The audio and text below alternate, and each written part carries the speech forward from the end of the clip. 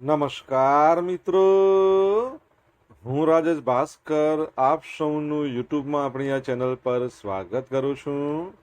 મિત્રો, આજે આપણે તારીખ 21મી મે 2025ના કેટલાક મોસ્ટ ઇમ્પોર્ટન્ટ કરંટ અફેર અને અગાઉની પરીક્ષામાં પૂછાયેલા કેટલાક ઇમ્પોર્ટન્ટ પ્રશ્નો વિશે ડિટેલમાં ચર્ચા કરીશું, જે આપને આવનારી પરીક્ષા માટે ખૂબ જ ઉપયોગી સાબિત થશે. તો મિત્રો, આપ આ ચર્ચા સાથે જોડાઈ રહેજો અને વિડીયોને પહેલેથી લઈને છેલ્લે સુધી પૂરેપૂરો જોવાનો આગ્રહ રાખજો. તો ચલો મિત્રો, શરૂ કરીએ. શરૂઆત કરતા પહેલા જણાવી દઉં કે જો તમારે આપણી આ યુટ્યુબ ચેનલને સબસ્ક્રાઇબ કરવાનું હજી પણ બાકી હોય તો ચેનલને સબસ્ક્રાઇબ કરજો, નોટિફિકેશન બેલ આઇકોનને પ્રેસ કરીને, અને જો તમને વિડીયો પસંદ આવે તો વિડીયોને લાઈક કરજો અને તમારા જેટલા પણ મિત્રો છે એ બધા મિત્રો જોડે આ વિડીયોની લિંકને શેર કરજો. તો શરૂઆત કરીએ. સૌપ્રથમ જોઈશું અગાઉની પરીક્ષામાં પૂછાયેલા બંધારણના પ્રશ્નો, જેના જવાબો તમારે મને કમેન્ટ બોક્સમાં લખીને જણાવવાના છે. વિડીયોના લાસ્ટમાં જ્યારે હું તમને આ દરેક પ્રશ્નના જવાબ જણાવું ત્યારે તમારે ચેક કરવાનું છે કે તમે આપેલા પ્રશ્નોના જવાબમાંથી કેટલા પ્રશ્નો જવાબ સાચા છે, અને જેટલા પણ પ્રશ્નો જવાબ સાચા હોય એનો આંકડો તમારે કમેન્ટમાં લખવાનો છે કે 10માંથી આટલા સાચા છે. ડેઇલી જીકે ટેસ્ટમાં આપણે રોજ 10 પ્રશ્નો પૂછીએ છીએ, બરાબર, જેમાંથી 5 પ્રશ્નો એ ભારતના બંધારણના પ્રશ્નો હોય છે. બાકીના જે 5 પ્રશ્નો છે એ ભારતની ભૂગોળના છે. તો તમે તમારો આન્સર આપો નીચે કમેન્ટ બોક્સમાં, અને હું આજના કરંટ અફેરનો પ્રથમ પ્રશ્ન છે એની શરૂઆત કરું છું. પ્રથમ પ્રશ્ન છે કે ઉદ્યોગ ક્ષેત્રમાં ઝીરો ઇફેક્ટ ઝીરો ડિફેક્ટ સર્ટિફિકેશનમાં ગુજરાત સમગ્ર દેશમાં કયા સ્થાને છે? તો જવાબ આવશે ગુજરાત પ્રથમ સ્થાન પર છે. ઓકે, જોઈ લઈએ આપણે એના વિશે. તો ગુજરાત સરકાર સૂક્ષ્મ લઘુ અને મધ્યમ ઉદ્યોગો એટલે કે એમએસએમઈ માટે સહાય યોજનાઓ અંતર્ગત વર્ષ 2020-21થી વર્ષ 2024-25 સુધી કુલ 1.30 લાખ કરતાં પણ વધુ એકમોને 7,864 કરોડ કરતાં વધુની સહાય આપી છે. ઉદ્યોગ ક્ષેત્રમાં ઝીરો ઇફેક્ટ ઝીરો ડિફેક્ટ એટલે કે પર્યાવરણને ઝીરો ઇફેક્ટ થવી જોઈએ અને જે પણ પ્રોડક્ટ છે એની ઝીરો ડિફેક્ટ હોવી જોઈએ. પર્યાવરણને કોઈ પણ ઇફેક્ટ ના થવી જોઈએ, પ્રોડક્ટ ઝીરો ડિફેક્ટ વાળું. તો ઝેડઈડી સર્ટિફિકેશનમાં ગુજરાત સમગ્ર દેશમાં મોખરે છે. રાજ્યમાં અંદાજે 89,000 કરતાં વધારે ઝેડઈડી રજિસ્ટર એમએસએમઈ, 59,000 કરતાં પણ વધુ ઝેડઈડી પ્રમાણિત એમએસએમઈ નોંધાયા છે, જે સમગ્ર દેશમાં સૌથી વધારે છે. તમને ખબર છે આપણા એમએસએમઈ મંત્રી કોણ છે કેન્દ્રમાં? જીતન રામ માંઝી. ગુજરાતમાં પૂછે તો બળવંતશ્રી રાજપૂત. મને કહો, એમએસએમઈ દિવસ આપણે ક્યારે મનાવીએ છીએ? શું પ્રશ્ન છે? એમએસએમઈ દિવસ. જવાબ આવડે તો કમેન્ટમાં લખજો. કેન્દ્ર સરકારના સૂક્ષ્મ લઘુ અને મધ્યમ એન્ટરપ્રાઇઝ મંત્રાલય દ્વારા જે પહેલા ઉદ્યોગ આધાર મેમોરેન્ડમ તરીકે ઓળખાતું હતું તેની જગ્યા પર ઉદ્યમ રજિસ્ટ્રેશન સર્ટિફિકેટની પ્રક્રિયા અમલમાં મૂકવામાં આવી, જે અંતર્ગત વર્ષ 2020-21થી વર્ષ 2024-25 સુધી રાજ્યમાં 23.79 લાખ કરતાં પણ વધુ એકમોનું રજિસ્ટ્રેશન કરવામાં આવ્યું હતું. રાજ્યમાં કાર્યરત અમદાવાદ, સુરત, રાજકોટ, ભાવનગર, વડોદરા, કચ્છ એમએસઈએફસી કાઉન્સિલ દ્વારા જાન્યુઆરીથી ડિસેમ્બર 2024 સુધી 1,081 કેસોનો નિકાલ પણ કરવામાં આવ્યો છે. તો એ બાબત પણ તે યાદ રાખજો. આગળ વધીએ. દર વર્ષે આતંકવાદ વિરોધી દિવસ ક્યારે મનાવવામાં આવે છે? ભારતની વાત છે તો 21મી મે. અહીંયા ભૂલ લાભ કરી છે. 21મી મે એટલે આજનો દિવસ, એન્ટી ટેરરિઝમ ડે, ભારતમાં આતંકવાદ વિરોધી દિવસ છે. 21મી મેના રોજ ભારતના 6થા વડાપ્રધાન અને ભારતના સૌથી યુવા વયે વડાપ્રધાન બનનાર રાજીવ ગાંધીની પુણ્યતિથિ નિમિત્તે ઉજવવામાં આવે છે. 21મી મે 1991ના રોજ તમિલનાડુમાં લિબરેશન ટાઈગર ઓફ તમિલ ઇલમ એમના દ્વારા એનું એક આતંકવાદી જૂથ દ્વારા એમની હત્યા કરવામાં આવી હતી. આ હત્યા બાદ વીપી સિંઘ સરકારે 21મી મેને આતંકવાદ વિરોધી દિવસ તરીકે ઉજવવાનું નક્કી કર્યું હતું. એટલે યાદ રાખજો. તમને ખબર છે રિસન્ટલી પહેલગામ હુમલો થયો, ત્યારબાદ ભારત સરકાર દ્વારા એક ઓપરેશન ચલાવવામાં આવ્યું, એકદમ સિમ્પલ પ્રશ્ન છે. ઓપરેશનનું નામ તમારે કહેવાનું છે, જણાવવાનું છે. આન્સર આવડતો હોય તો કમેન્ટ બોક્સમાં લખીને. આંતરરાષ્ટ્રીય ચા દિવસ એ પણ દર વર્ષે 21મી મેના રોજ ઉજવવામાં આવે છે. 2019 પહેલા તેને 15 ડિસેમ્બરે ઉજવવામાં આવતો હતો, પરંતુ હવે 21મી મેના રોજ મનાવવામાં આવે છે. ચા ઉત્પાદકો અને ચા શ્રમિકોની સ્થિતિમાં સુધારો લાવવાના ઉદ્દેશ સાથે આને દર વર્ષે મનાવવામાં આવે છે. તમને ખબર છે ને, રિસન્ટલી આપણે ભણ્યા હતા કે ચાના નિકાસની દ્રષ્ટિએ ભારત સમગ્ર વિશ્વમાં કયા નંબર પર છે? કમેન્ટમાં લખો. વિશ્વ કોફી દિવસ દર વર્ષે ક્યારે મનાવવામાં આવે છે? તો વિશ્વ કોફી દિવસ દર વર્ષે 1 ઓક્ટોબરના રોજ મનાવવામાં આવે છે. ક્યારે મનાવવામાં આવે છે? 1 ઓક્ટોબર. આ ઉપરાંત ભારતમાં સૌપ્રથમ જીઆઈ ટેગ જેને આપવામાં આવ્યો છે, બરાબર છે, જીઆઈ ટેગ આપવા વાળો એ દાર્જિલિંગની ચા જ છે. દાર્જિલિંગ એટલે કે પશ્ચિમ બંગાળમાં, તો એ પણ યાદ રાખજો. અનુરાગ ભૂષણ સ્વીડનમાં ભારતના રાજદૂત તરીકે નિયુક્ત થયા છે. કેન્દ્ર સરકારે ભારતીય વિદેશ સેવાના વરિષ્ઠ અધિકારી અનુરાગ ભૂષણને સ્વીડનમાં ભારતના આગામી રાજદૂત તરીકે નિયુક્ત કર્યા છે. તેઓ હાલમાં વિદેશ મંત્રાલયમાં અધિક સચિવ તરીકે સેવા આપી રહ્યા છે અને ટૂંક સમયમાં તેમને નવો કાર્યભાર સંભાળશે. અનુરાગ ભૂષણ 1995ની બેચના આઈએફએસ અધિકારી છે. વિદેશ નીતિ અને આંતરરાષ્ટ્રીય સહયોગના ક્ષેત્રમાં એમને ખૂબ લાંબો અનુભવ છે. સ્વીડનની વાત કરીએ તો કેપિટલ તમારે કહેવાનું છે. એના પીએમ છે ઉલ્ફ ક્રિસ્ટન્સન અને સ્વીડિશ ક્રોના એની કરન્સી છે. તમને ખબર છે ને, એક જમાનામાં મોબાઈલ ઉદ્યોગમાં નંબર 1 કંપની હતી નોકિયા, એ સ્વીડનની કંપની હતી. સ્વીડન હતી કે ફિનલેન્ડની હતી? આઈ થિંક ફિનલેન્ડની હતી. ઓકે, મને પણ એક્ઝેક્ટ યાદ નથી. સ્વીડન ફિનલેન્ડ બેમાંથી એક હતી. તમને ખબર હોય તો તમે જણાવો મને કમેન્ટ બોક્સમાં લખીને કે ફિનલેન્ડની હતી કે સ્વીડનની હતી. બરાબર છે, આગળ વધીએ આપણે. મિત્રો, વિડીયો પસંદ આવ્યો હોય, ભણવાની મજા આવી હોય તો વિડીયોને લાઇક કરો, તમારા મિત્રો જોડે વિડીયોની લિંકને શેર કરો. આપણી બંને યુટ્યુબ ચેનલ છે, એક તો રાજેશ ભાસ્કર, બીજી રાજેશ ભાસ્કર 2, બંનેને સબસ્ક્રાઇબ કરવાની છે, નોટિફિકેશન બેલ આઇકોનને પ્રેસ કરીને. જો તમારે ડેલી કરંટ અફેરની પીડીએફ જોઈતી હોય તો આપણી ટેલિગ્રામ ચેનલને જોઈન કરી લો. ડેલી કરંટ અફેરની પીડીએફ મળશે તમને, સાથે અહીંયા પોલ્સ પણ રમવા મળશે. 2025 south Asian football federation championship કોણે જીતી છે? તો જવાબ આવશે ભારતે જીતી છે. કોણે જીતી છે? ભારતે. તો 2025 સાઉથ એશિયન ફૂટબોલ ફેડરેશન પરીક્ષાની દ્રષ્ટિએ બહુ અગત્યનો પ્રશ્ન છે. તો સાફ અંડર-19 ચેમ્પિયનશિપ એ 9 થી 18મી મે દરમિયાન અરુણાચલ પ્રદેશના યુપિયાના છે ને એના ગોલ્ડ જ્યુબિલી સ્ટેડિયમ ખાતે યોજાયું હતું. ડિફેન્ડિંગ ચેમ્પિયન ભારત ગયા વખતે પણ જીત્યું હતું. એમણે બાંગ્લાદેશને પેનલ્ટી શૂટઆઉટમાં 4-3થી હરાવ્યું છે અને સાફ અંડર-19 ચેમ્પિયનશિપનો ખિતાબ જીત્યો છે. સાફ અંડર-19 ચેમ્પિયનશિપની છેલ્લી આવૃત્તિમાં ભારતે ફાઇનલમાં પાકિસ્તાનને હરાવીને ટાઇટલ જીત્યું હતું.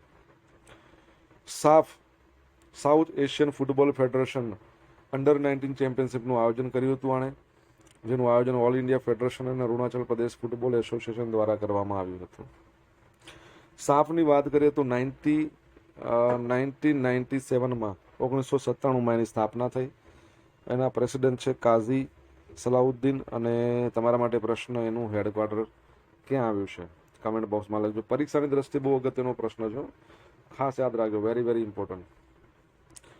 તાજેતરમાં કોના દ્વારા નઈ દિશા અ પાથ બેક ટુ લર્નિંગ નામની એક નવી પહેલ શરૂ કરવામાં આવી છે? તો દિલ્હી પોલીસ દ્વારા. બરાબર. દિલ્હી પોલીસે શાળા છોડી દેનારાઓને ઔપચારિક શિક્ષણ પ્રણાલીમાં ફરીથી સમાવેશ કરવા માટે નવી દિશા અ પાથ બેક ટુ લર્નિંગ નામની એક પહેલ શરૂ કરી છે.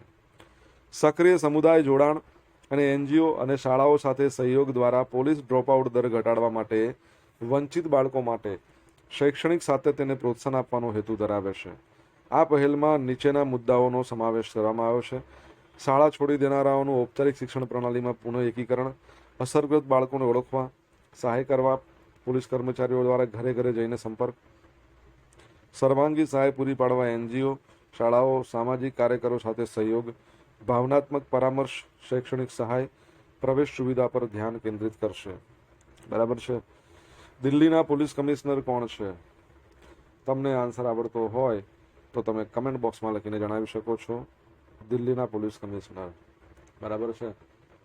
અમદાવાદના GS મલિક છે અને આપણા ગુજરાતના DCP છે વિકાસ સહાય. રિલાયન્સ પાવર ભૂટાનનો સૌથી મોટો સૌર ઉર્જા પ્રોજેક્ટ બનાવશે. તો અનિલ અંબાણી એમની કંપની રિલાયન્સ પાવરને ભૂટાનનો સૌથી મોટો સૌર ઉર્જા પ્રોજેક્ટ બનાવવાનું છે. 500 મેગાવોટનો પ્રોજેક્ટ ભૂટાનની કંપની સાથે 50% સંયુક્ત સાહસમાં વિકસાવવામાં આવશે. આના પર લગભગ 2000 કરોડ રૂપિયાનો ખર્ચો થશે. આ પ્રોજેક્ટ ભૂટાનના સૌર ક્ષેત્રમાં અત્યાર સુધીનો સૌથી મોટો ખાનગી ક્ષેત્રનો વિદેશી સીધી રોકાણ હશે. રિલાયન્સ પાવરે ભૂટાનની company Druk holding and investment લિમિટેડની માલિકીની ગ્રીન ડિજિટલ પ્રાઇવેટ લિમિટેડ સાથે ટર્મશીટ પર હસ્તાક્ષર કર્યા. આ પ્રોજેક્ટ આગામી 24 મહિનામાં તબક્કાવાર પૂર્ણ કરવામાં આવશે. તો યાદ રાખજો રિલાયન્સ પાવર. તમને ખ્યાલ છે રિસન્ટલી આપણે ભણ્યા હતા કે અદાણી પાવર છે એને ઉત્તર પ્રદેશની અંદર પાવર પ્લાન્ટ સ્થાપવા માટે, બરાબર, વીજળી પ્રોવાઈડ કરવા માટેનો એક પ્રોજેક્ટ મળ્યો છે. કેટલા મેગાવોટની ક્ષમતા, અહીંયા જે પ્રમાણે 500 મેગાવોટ છે ત્યાં કેટલા મેગાવોટની ક્ષમતાનો પાવર પ્લાન્ટ મળ્યો છે, ઓર્ડર મળ્યો છે. જો તમને ખબર હોય તો તમે કમેન્ટ બોક્સમાં લખીને જણાવી શકો છો. સોશિયલ મીડિયાના માધ્યમથી તમે મારી જોડે કનેક્ટ રહી શકો છો. મારું ઇન્સ્ટા આઈડી છે rajesh.i.bhaskar. મારું ફેસબુક આઈડી છે RI ભાસ્કર. અને આપણી જે ટેલિગ્રામ ચેનલ છે એ છે રાજેશ ભાસ્કર, જ્યાં તમને ડેલી કરંટ અફેરની PDF મળશે, તમને પોલ્સ રમવા મળશે. જો તમને ભણવાની મજા આવી હોય તો વિડીયોને એક લાઇક કરો, તમારા મિત્રો જોડે વિડીયોની લિંકને શેર કરો, ચેનલ સબસ્ક્રાઇબ કરવાની બાકી હોય તો સબસ્ક્રાઇબ કરો, નોટિફિકેશન બેલ આઇકોનને પ્રેસ કરીને. 17માં લેંકાવી ઇન્ટરનેશનલ મેરીટાઈમ એન્ડ એરોસ્પેસ એક્ઝિબિશનનું આયોજન ક્યાં કરવામાં આવશે, જેને લીમા 2025 પણ કહેવાય છે. તો લીમા 2025નું આયોજન મલેશિયા. કઈ જગ્યાએ? મલેશિયા, બરાબર છે. શરૂ થઈ ગયું છે 20થી લઈને 24 મે દરમિયાન. તો 20થી 24 મે દરમિયાન મલેશિયાના લેંકાવી ખાતે 17માં લેંકાવી ઇન્ટરનેશનલ મેરીટાઈમ એન્ડ એરોસ્પેસ એક્ઝિબિશનમાં આપણા ભારતના રક્ષા રાજ્યમંત્રી સંજય સેઠ છે, એમને ભારતીય પ્રતિનિધિ મંડળનું નેતૃત્વ કરશે. લીમા 2025માં એક ભારતીય પેવેલિયન સ્થાપિત કરવામાં આવ્યું છે, એનું ઉદ્ઘાટન પણ આમણે જ કરવાના છે. Mazagon dock ship builders limited, Bharat dynamics limited, Bharat earth movers limited, Hindustan aeronautics limited, gliders India limited સહિતની જે ડિફેન્સ પબ્લિક સેક્ટર યુનિટ છે અને ખાનગી સંસ્કરણ કંપનીઓ આ પ્રદર્શનમાં ભાગ લેશે. ભારતીય સંરક્ષણ ઉદ્યોગની કુશળતાનું પ્રદર્શન કરશે. રક્ષા રાજ્યમંત્રી અને મલેશિયાના સંરક્ષણ મંત્રી દાતો શેરી મોહમ્મદ ખાલેદ બિન નોર્ડિંગને પણ મળશે. આ મુલાકાત દ્વિપક્ષીય સંરક્ષણ સહયોગ અને વ્યાપક વ્યૂહાત્મક ભાગીદારીને પણ વધુ મજબૂત બનાવશે. 1991માં સ્થપાયેલ અને દર 2 વર્ષે યોજાતું લીમા એશિયા પેસિફિક ક્ષેત્રમાં સૌથી મોટા અને સૌથી મહત્વપૂર્ણ દરિયાઈ અને અવકાશ પ્રદર્શનોમાંનું એક માનવામાં આવે છે. મલેશિયાનું કેપિટલ કુઆલાલંપુર છે. એના જે રાજા છે અબ્રાહિમ ઇસ્કિન્દર છે. પ્રાઇમ મિનિસ્ટરનું નામ તમને આવડતું હોય તો તમે જણાવી શકો છો. બાકી મલેશિયાની જે કરન્સી છે એ મલેશિયન રિંગિટ છે, બરાબર છે. તો એ પણ યાદ રાખજો. આગળ વધીએ આપણે. ભારતે ચીનમાંથી આયાત થતા ઉત્પાદનો છે એના પર 5 વર્ષ માટે એન્ટી ડમ્પિંગ ડ્યુટી લાદી દીધી છે. કેટલા વર્ષ માટે? 5 વર્ષ માટે. તો ચીનમાંથી આયાત થતા ટાઇટેનિયમ ડાયોક્સાઇડ એના પર, બરાબર છે, એન્ટી ડમ્પિંગ ડ્યુટી. ટાઇટેનિયમ ડાયોક્સાઇડનું અણુસૂત્ર કોઈને આવડતું હોય તો લખી શકે છે કમેન્ટ બોક્સમાં. તો નાણાં મંત્રાલય પ્રતિ ટન $460 થી $681 વચ્ચે એન્ટી ડમ્પિંગ ડ્યુટી નોટિફાઈ કરી છે. આ નિર્ણય ભારતના ડાયરેક્ટર જનરલ ઓફ ટ્રેડ રેમિડીઝ દ્વારા લેવામાં આવ્યો છે. ટાઇટેનિયમ ઓક્સાઇડનો ઉપયોગ લગભગ બધા જ ઉદ્યોગોમાં કરવામાં આવે છે, જેમાં પેન્ટ, પ્લાસ્ટિક, કાગળ, ખાદ્ય, આ બધાનો સમાવેશ થાય છે. ચીનની વાત કરીએ, વિશ્વનું સૌથી ફાસ્ટેસ્ટ બુલેટ ટ્રેન CR450 બનાવી. વિશ્વનો સૌથી મોટો ડેમ ઓલરેડી છે અને બીજો બનાવી રહ્યો છે, ગોર્જિયસ ડેમ. વિશ્વમાં સૌથી ઊંચામાં ઊંચો બ્રિજ બનાવ્યો છે. વિશ્વમાં સૌથી મોટામાં મોટું ફ્લોટિંગ એરપોર્ટ બનાવી રહ્યું છે. આ ઉપરાંત તમને ખ્યાલ હશે કે એક એવા પ્રકારનું ડ્રોન બીમ વિકસાવ્યું છે જે લોખંડને ઓગાળી નાખે, બરાબર છે. તો પછી આપણે એ પણ ભણ્યા હતા કે રોબોટની હાફ મેરાથોન પણ ત્યાં યોજાઈ ગઈ હતી. તો આ બધું ચાઇનામાં આપણે ભણ્યા છીએ. ઉડતા રોબોટ એટલે કે ફ્લાઇંગ રોબોટને ચંદ્ર પર મોકલશે. એ બધી યાદ રાખજો બાબતો. હવે મિત્રો જોઈશું અગાઉની પરીક્ષામાં પૂછાયેલા ભારતના બંધારણના પ્રશ્નો.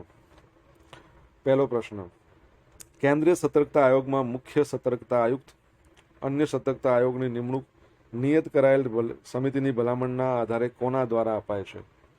તો રાષ્ટ્રપતિ દ્વારા અપાય છે. કેન્દ્રીય સતર્કતા આયોગની રચના કઈ સમિતિના ભલામણને આધારે? કે સંથાનમ. ધર્મ, જાતિ, જ્ઞાતિ, લિંગ, જન્મસ્થાનને આધારે ભેદભાવ પર પ્રતિબંધ બંધારણના કયા અનુચ્છેદમાં છે? અનુચ્છેદ 15. કોઈપણ રાજ્યમાં બંધારણ તંત્રની નિષ્ફળતાના કેસમાં કેબિનેટ મળ્યા પછી રાષ્ટ્રપતિ તે રાજ્યમાં સંવિધાનના કયા અનુચ્છેદની જોગવાઈ હેઠળ રાષ્ટ્રપતિ શાસન લાદી શકે છે? 356. ભારતના સંવિધાનના આમુખમાં વ્યક્તિનું ગૌરવ અને રાષ્ટ્રની એકતા અને અખંડિતતા સુદૃઢ કરે એવી વિકસાવવાની ગંભીરતાપૂર્વક સંકલ્પ કરીને અપનાવવાની જોગવાઈ છે. શું છે? બંધુતા. શું છે? એવી બંધુતા અપનાવવાની, ભાઈચારો અપનાવવાનો. હવે મિત્રો જોઈશું અગાઉની પરીક્ષામાં પૂછાયેલા ભારતની ભૂગોળના પ્રશ્નો. પહેલો પ્રશ્ન, માંડવ. આમ તો ગુજરાતની ભૂગોળ છે આ. માંડવની ટેકરીઓમાં ઊંચામાં ઊંચું શિખર ચોટીલા કયા સ્થળે શેત્રુંજી યોજના હાથ ધરવામાં આવી છે? રાજસ્થળી. તાપી નદી કયા સ્થળે ગુજરાતમાં પ્રવેશે? હરણફાળ. નર્મદા પૂછે તો હાંફેશ્વર. વુલિનો સ્ટાઇલ નાઇટ ખનિજ કયા ઉદ્યોગમાં વપરાય છે? ટાઇલ્સમાં.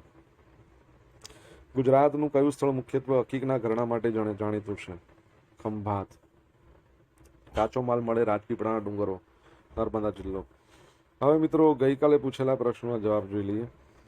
પહેલો પ્રશ્ન, ગિફ્ટ સિટીમાં શાખા ખોલનાર મધ્ય પૂર્વ આફ્રિકા, મિડલ ઈસ્ટ આફ્રિકાની સૌથી મોટી નાણાકીય સંસ્થા કઈ છે? કતાર નેશનલ બેંક.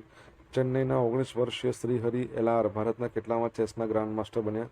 86માં. બરાબર છે. હવે મિત્રો આજે પૂછેલા પ્રશ્નોના જવાબ જોઈ લઈએ. પહેલો પ્રશ્ન હતો MSME દિવસ ક્યારે મનાવવામાં આવે છે? તો 27મી June, micro small medium enterprise day. Second પ્રશ્ન, પહલગામ આતંકવાદ હુમલા બાદ ઓપરેશન સિંદૂર કરવામાં આવ્યું હતું. શું હતું ઓપરેશન સિંદૂર? ત્રીજો પ્રશ્ન, ચાની નિકાસની બાબતમાં ભારત સેકન્ડ નંબર છે, શ્રીલંકાને પછાડ્યું, અને ફર્સ્ટ નંબર પર કોણ? કેન્યા. ચોથો પ્રશ્ન છે, સ્વીડનનું કેપિટલ સ્ટોકહામ છે. સ્ટોકહામ સ્વીડનનું કેપિટલ. પાંચમો પ્રશ્ન શું છે? સાફ એનું હેડક્વાર્ટર ક્યાં આવેલું છે? ઢાકા, બાંગ્લાદેશના ઢાકામાં. બરાબર છે. છઠ્ઠા નંબરનો પ્રશ્ન શું હતો? દિલ્હીના પોલીસ કમિશનરનું નામ શું છે? સંજય અરોરા. સાતમા નંબરનો પ્રશ્ન, ઉત્તર પ્રદેશમાં અદાણી પાવર છે ને 1500 મેગાવોટનું વીજળી સપ્લાય માટેનો ઓર્ડર મળ્યો છે. આઠમા નંબરનો પ્રશ્ન, મલેશિયાના પ્રાઇમ મિનિસ્ટર શું નામ છે? અનવર ઇબ્રાહીમ. બરાબર છે. ઓકે. નવમા નંબરનો પ્રશ્ન શું હતો? ટાઇટેનિયમ ડાયોક્સાઇડનું અણુસૂત્ર TiO2. બરાબર છે. શું છે? TiO2. ઓકે, તો આ યાદ રાખજો. લાઈક કરવાની બાકી હોય તો લાઈક આપજો. હવે મિત્રો જોશું ગઈકાલના કરંટ અફેરમાંથી પૂછેલા કેટલાક ઇમ્પોર્ટન્ટ પ્રશ્નો, જેના જવાબ તમારે કમેન્ટમાં લખવાના. પહેલો પ્રશ્ન, તાજેતરમાં કયા સ્થળે મહિલા અને બાળ વિકાસ મંત્રી ભાનુબેન બાબરિયાના અધ્યક્ષસ્થાને મહિલા સંમેલન યોજાયું? જવાબ આવડતો હોય તો કમેન્ટ બોક્સમાં લખીને તમે જણાવી શકો છો. સેકન્ડ પ્રશ્ન, તાજેતરમાં કોને BRICS chamber of commerce and ઇન્ડસ્ટ્રીના નવા અધ્યક્ષ તરીકે નિયુક્ત કરવામાં આવ્યા છે? જો મિત્રો તમને જવાબ આવડે તો કમેન્ટ બોક્સમાં લખીને જણાવજો. તો અહીંયા આપણે કરીશું સ્ટોપ. આ હતા આજના દિવસના કેટલાક મોસ્ટ ઇમ્પોર્ટન્ટ કરંટ અફેર. સાથે આપણે જોયું અગાઉની પરીક્ષામાં પૂછાયેલા ઇમ્પોર્ટન્ટ પ્રશ્નો, એના જવાબોની સાથે. આશા રાખું બધાને ભણવાની મજા આવી હશે. જો ભણવાની મજા આવી હોય તો વિડીયોને લાઇક કરજો. એક જ વાર લાઇક કરવાનું છે. તમારા જેટલા પણ મિત્રો છે બધા મિત્રો જોડે વિડીયોની લિંકને શેર કરજો. અને આપણી બંને યુટ્યુબ ચેનલ છે, એક તો રાજેશ ભાસ્કર છે, બીજી રાજેશ ભાસ્કર 2. બંનેને તમારે સબસ્ક્રાઇબ કરવાની છે, નોટિફિકેશન બેલ આઇકોનને પ્રેસ કરીને. તો મિત્રો, thank you so much for watching this video. Have a nice day. જય હિન્દ, જય ભારત, જય જય ગરવી ગુજરાત.